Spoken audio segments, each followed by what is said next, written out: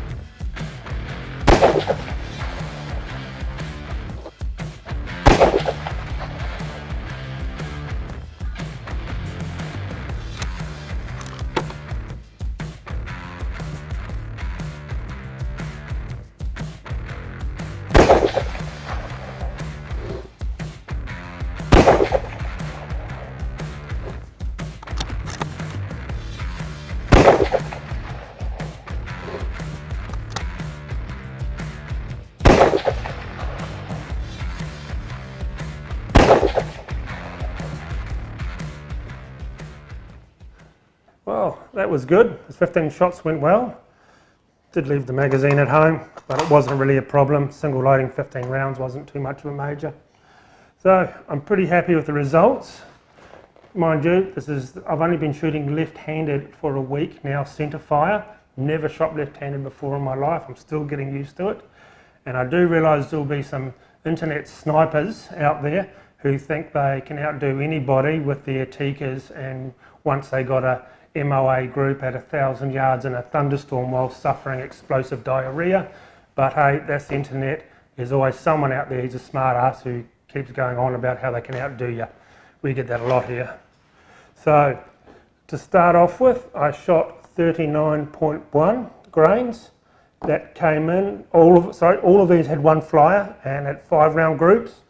Everyone deserves a flyer, I think. So I've got a 9mm group with the 39.1 grains, then I moved up to the 39.6 and 18mm group, and then at 40.1 grains, which is the max load, it's a 32mm group. So they actually opened up. So the 9mm group for the Imperial guys is, I think it is 0.3 of an inch. So I'm pretty happy with that. So that's what I'm going to load the rest of the cases up with, is 39.1. I was running the Hornady ELD match ammo, 147 grain. So when I read it up, most people said that was the one that they're using and they like and seems to work in their 6.5 Creedmoors. So I'll load this up tonight and hopefully I'll be ringing some steel at 1,000 yards, or 1,000 metres actually, tomorrow.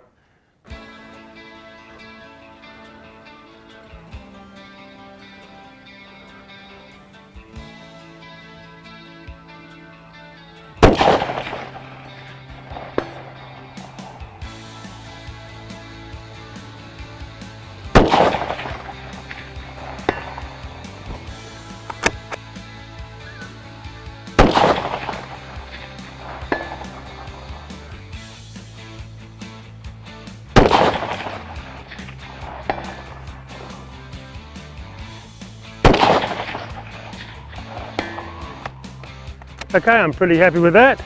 So the first shot was here, as I adjusted the scope over to here. I felt I pulled that one straight off. I think I was just rushing a little bit. And then 1, 2, and third one just below it. So I'm pretty happy with that. That was broken with the ricochet. I'll leave that one for the cows. I've only got a certain amount of ammo to use up, and I'd much rather save it for the 1,000 metre mark.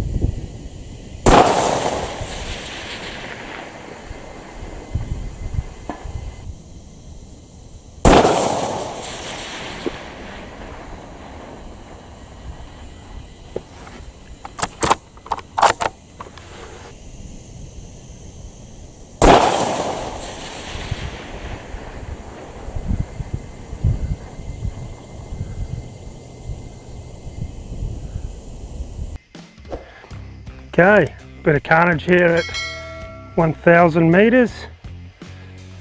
Definitely got the fire extinguisher and the projectile was still just sitting in there. This one here, don't think it actually smoked, I'm not too sure. I think this is a fresh one over here. This one was throwing fair away from where it was, and I also got the water jug, and I went for 3 groups on here, so I'm pretty happy with that.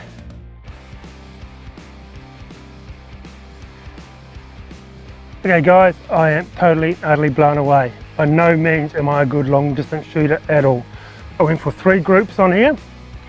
So this group here was a 200 mils.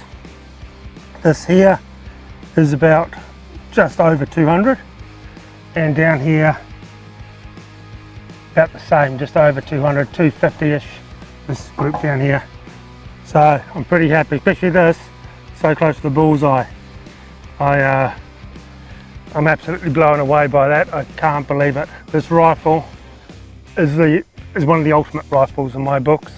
I've such a privilege being able to shoot this. A big thank you to my mate Steve for lending me this rifle. Big thank you to Brown's Plains, Second Chance Building Supplies for helping out to make this video. And if you like these sort of long distance stuff, these take a lot of time and a lot of money. So please subscribe to my Patreon to help me get by. So I make no money out of YouTube whatsoever. Everything is demonetized from them.